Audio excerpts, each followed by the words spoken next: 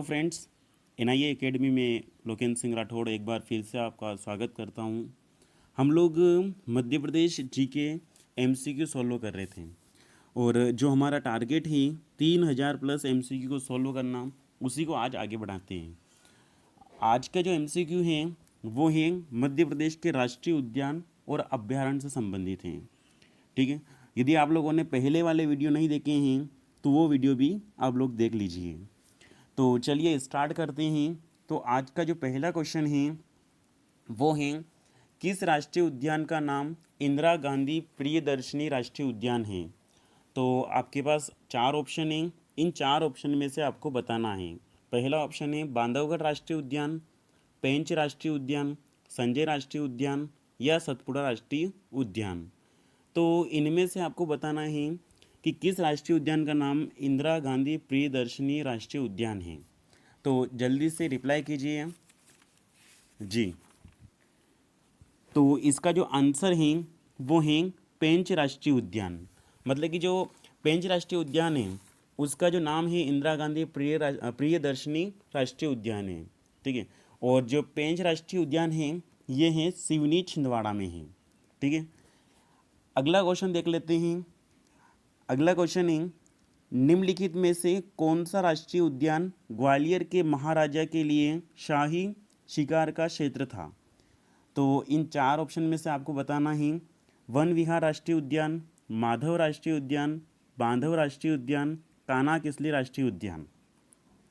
तो इन चार में से आपको रिप्लाई करना है कि निम्नलिखित में से कौन सा राष्ट्रीय उद्यान ग्वालियर के महाराजा के लिए शाही शिकार का क्षेत्र था। ठीक है, तो जल्दी से रिप्लाई कीजिए जी। वन विहार राष्ट्रीय उद्यान, माधव राष्ट्रीय उद्यान, बांधव राष्ट्रीय उद्यान, कान्हा किसली राष्ट्रीय उद्यान। तो जल्दी से रिप्लाई कीजिए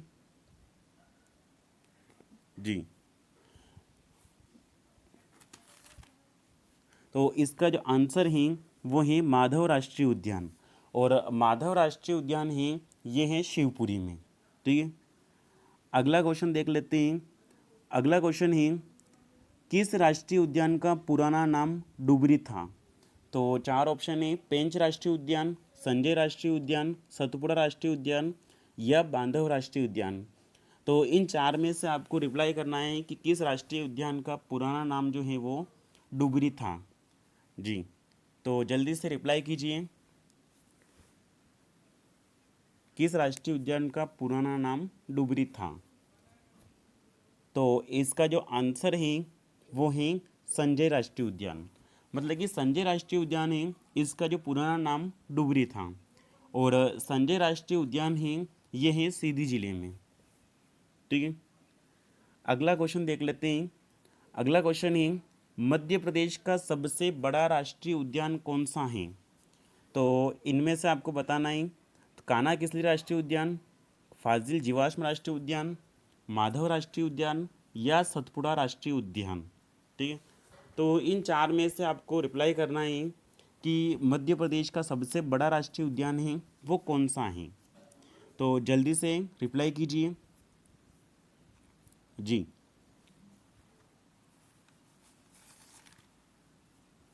तो इसका जो आंसर है वो है कान्हा किसली राष्ट्रीय उद्यान, मध्य प्रदेश का सबसे बड़ा राष्ट्रीय उद्यान है। और इसके क्षेत्रफल की बात करें तो इसका क्षेत्रफल है 940 वर्ग किलोमीटर। ठीक है, और कान्हा किसली राष्ट्रीय उद्यान की बात करें, कान्हा किसली राष्ट्रीय उद्यान कहाँ पर है, तो ये है मंडला जिले में। अगला क्वेश्चन देख लेते हैं। अगला क्वेश्चन है, मध्य प्रदेश का सबसे छोटा राष्ट्रीय उद्यान कौन सा है। तो इन चार में से आपको रिप्लाई करना है बांधवगढ़ राष्ट्रीय उद्यान, फाजिल जीवाश्म राष्ट्रीय उद्यान, माधव राष्ट्रीय उद्यान या पेंच राष्ट्रीय उद्यान। तो जल्दी से रिप्लाई कीजिए कि मध्य प्रदेश का सबसे छोटा राष्ट्रीय उद्यान कौन सा है जी। तो इसमें से आपको रिप्लाई करना है, जल्दी से रिप्लाई कीजिए कि मध्य प्रदेश का सबसे छोटा राष्ट्रीय उद्यान कौन सा है। तो इसका जो आंसर है वो है फाजिल जीवाश्म राष्ट्रीय उद्यान। इसका जो क्षेत्रफल है वो है लगभग 0.27 वर्ग किलोमीटर, ये इसका क्षेत्रफल है। और बात करें कि जो फाजिल जीवाश्म राष्ट्रीय उद्यान है ये कहाँ पर है, तो ये हैं डिंडोरी ज़िले में। अगला क्वेश्चन देख लेते हैं। अगला क्वेश्चन है मध्य प्रदेश का सबसे बड़ा अभ्यारण्य कौन सा है। तो आपको रिप्लाई करना है कि मध्य प्रदेश का सबसे बड़ा अभ्यारण्य कौन सा है। तो राला मंडल, नौरादेही, रातापानी या गांधी सागर। तो इन चार में से आपको रिप्लाई करना है कि मध्य प्रदेश का सबसे बड़ा अभ्यारण्य कौन सा है। जी, तो मध्य प्रदेश का सबसे बड़ा जो अभ्यारण्य है वो है नौरादेही अभ्यारण्य है। ठीक है, क्योंकि इसका जो क्षेत्रफल है वो है 1194.67 वर्ग किलोमीटर। ये इसका क्षेत्रफल है। यदि बात करें कि नौरादेही जो अभ्यारण्य है ये कहाँ पर है, तो ये है सागर जिले में। अगला क्वेश्चन देख लेते हैं। अगला क्वेश्चन है मध्य प्रदेश का सबसे छोटा अभ्यारण्य कौन सा है। तो इनमें से आपको रिप्लाई करना है कि मध्य प्रदेश का सबसे छोटा अभ्यारण्य कौन सा है। तो जल्दी से रिप्लाई कीजिए। तो मध्य प्रदेश का सबसे छोटा अभ्यारण्य है वो है राला मंडल। और राला मंडल कहाँ पर है ये, तो ये इंदौर में है। ठीक है, मध्य प्रदेश का सबसे छोटा अभ्यारण्य राला मंडल है और राला मंडल इंदौर जिले में। अगला क्वेश्चन देख लेते हैं। अगला क्वेश्चन है निम्न में से सबसे पहले किस राष्ट्रीय उद्यान को प्रोजेक्ट टाइगर योजना में सम्मिलित किया गया था। तो इन चार ऑप्शन में से आपको बताना है। तो बांधवगढ़ राष्ट्रीय उद्यान, कान्हा किसली राष्ट्रीय उद्यान, पन्ना राष्ट्रीय उद्यान, सतपुड़ा राष्ट्रीय उद्यान। तो जल्दी से रिप्लाई कीजिए और इसका रिप्लाई करने के बाद बताइए इसमें कि मध्य प्रदेश का सबसे पहले किस राष्ट्रीय उद्यान को प्रोजेक्ट टाइगर योजना में सम्मिलित किया गया था। जी, तो इसका जो आंसर है वो है कान्हा किसली राष्ट्रीय उद्यान। मतलब कान्हा किसली राष्ट्रीय उद्यान को सबसे पहले प्रोजेक्ट टाइगर योजना में सम्मिलित किया गया था। और कब किया था, तो 1973 में। ठीक है, प्रोजेक्ट टाइगर योजना की शुरुआत हुई थी 1973 में और उसी समय कान्हा किसली राष्ट्रीय उद्यान को प्रोजेक्ट टाइगर योजना में सम्मिलित किया गया था। ठीक है, तो अगला क्वेश्चन है माधव राष्ट्रीय उद्यान की स्थापना कब हुई थी। तो इनमें से आपको बताना है कि माधव राष्ट्रीय उद्यान की स्थापना कब हुई थी। जल्दी से रिप्लाई कीजिए। जी, माधव राष्ट्रीय उद्यान की स्थापना कब हुई थी। तो इसका जो आंसर है वो है 1958। 1958 में माधव राष्ट्रीय उद्यान की स्थापना हुई थी। और माधव राष्ट्रीय उद्यान कहाँ पर है, तो ये है शिवपुर जिले में। अगला क्वेश्चन देख लेते हैं। अगला क्वेश्चन है निम्न में से कौन सा राष्ट्रीय उद्यान 32 पहाड़ियों से घिरा हुआ है।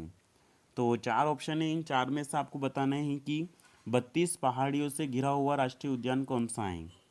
तो बांधवगढ़ राष्ट्रीय उद्यान, कान्हा किसली राष्ट्रीय उद्यान, माधव राष्ट्रीय उद्यान या पेंच राष्ट्रीय उद्यान। जल्दी से बताइए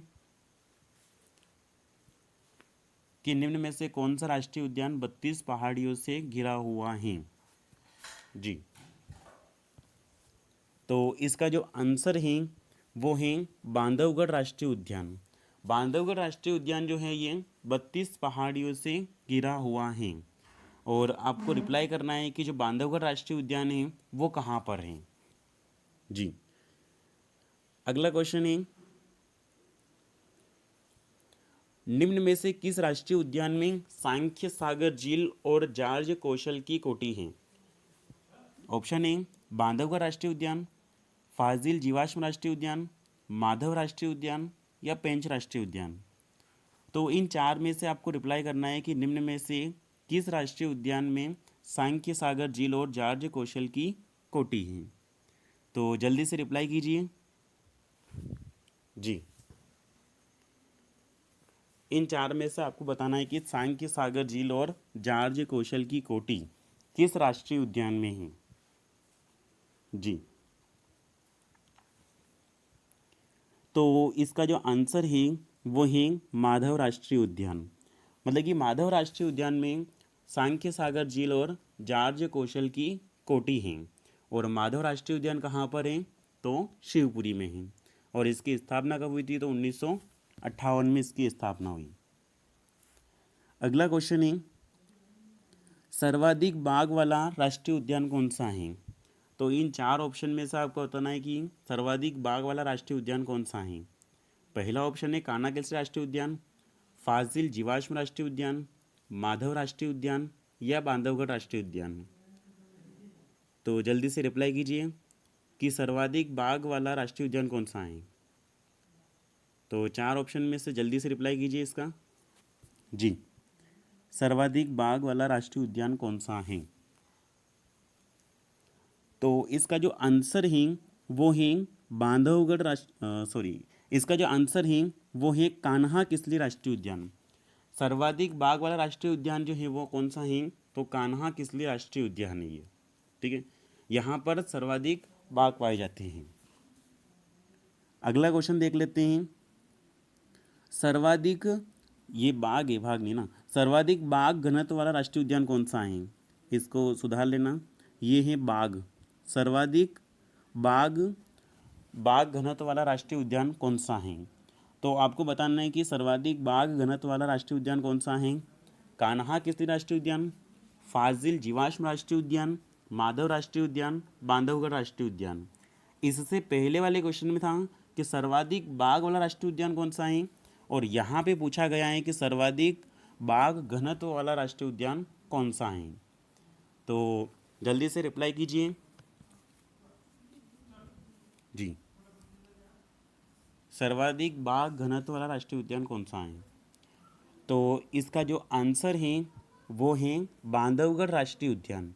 ठीक है, सर्वाधिक बाघ घनत्व वाला राष्ट्रीय उद्यान कौन सा है? तो बांधवगढ़ राष्ट्रीय उद्यान है, क्योंकि यहाँ पर मतलब कि 8 किलोमीटर के अंदर एक बाघ पाया जाता है। तो ये है सर्वाधिक बाघ घनत्व वाला राष्ट्रीय उद्यान कौन सा है? तो बांधवगढ़ राष्ट्रीय उद्यान है। अगला क्वेश्चन देख लेते हैं। अगला क्वेश्चन, बेड्री प्रजाति का बारहसिंगा किस राष्ट्रीय उद्यान में पाया जाता है? तो कान्हा किसली राष्ट्रीय उद्यान, फाजिल जीवाश्म राष्ट्रीय उद्यान में, या माधव राष्ट्रीय उद्यान में, या बांधवगढ़ राष्ट्रीय उद्यान में। तो इन चार में से आपको रिप्लाई करना है कि जो बेड्री प्रजाति का जो बारहसिंगा है वो किस राष्ट्रीय उद्यान में पाया जाता है। तो जल्दी से रिप्लाई कीजिए। जी, तो इसका जो आंसर है वो है कान्हा किसली राष्ट्रीय उद्यान। और कान्हा किसली राष्ट्रीय उद्यान, इसकी स्थापना हुई थी 1955 में, और ये कहाँ पर है? तो ये मंडला जिले में, कान्हा किसली राष्ट्रीय उद्यान।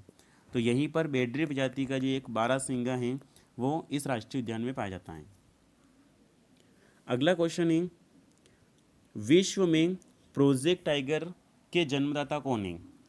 तो आपको बताना है गेनी मैनफोर्ड, कैलाश सांकला, सुंदरलाल बहुगुणा या इनमें से कोई नहीं। तो इन चार ऑप्शन में से आपको बताना है कि विश्व में प्रोजेक्ट टाइगर के जन्मदाता कौन है। तो जल्दी से रिप्लाई कीजिए। जी, तो इसका जो आंसर है वो है गेनी मैनफोर्ड। ठीक है, ये विश्व में प्रोजेक्ट टाइगर के जन्मदाता हैं, गेनी मैनफोर्ड। अगला क्वेश्चन है, भारत में प्रोजेक्ट टाइगर के जन्मदाता कौन है?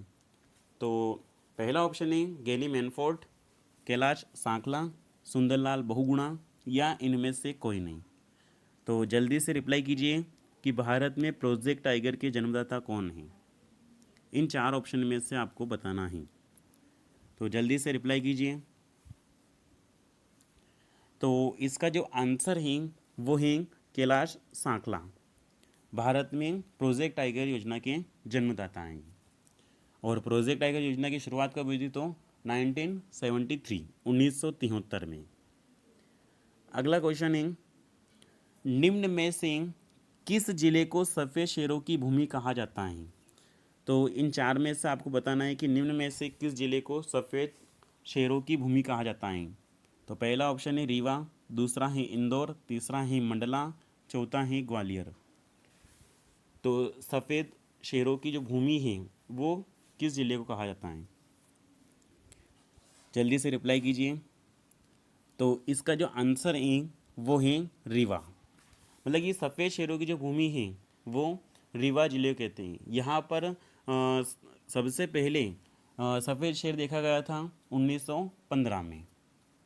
ठीक है, अगला क्वेश्चन है कान्हा किसली राष्ट्रीय उद्यान की स्थापना कब हुई थी? तो 1955, 1958, 1981, 1983। तो जल्दी से रिप्लाई कीजिए कि कान्हा किसली राष्ट्रीय उद्यान की स्थापना कब हुई थी? जी, तो इसका जो आंसर है वो है 1955। मतलब कि 1955 में कान्हा किसली राष्ट्रीय उद्यान की स्थापना हुई थी और कहाँ पर? तो मंडला जिले में।